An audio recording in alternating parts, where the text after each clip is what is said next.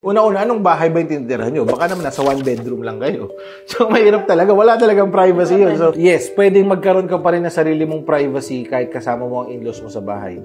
Yun lang, you have to define saan kayo titira magkakasama.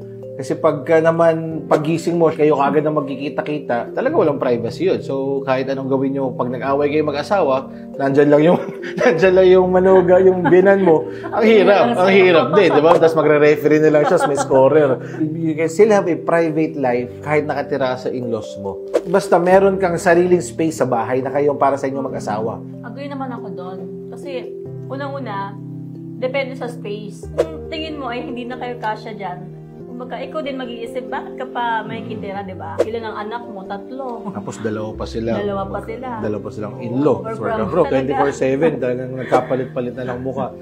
Wala talagang privacy pag ano.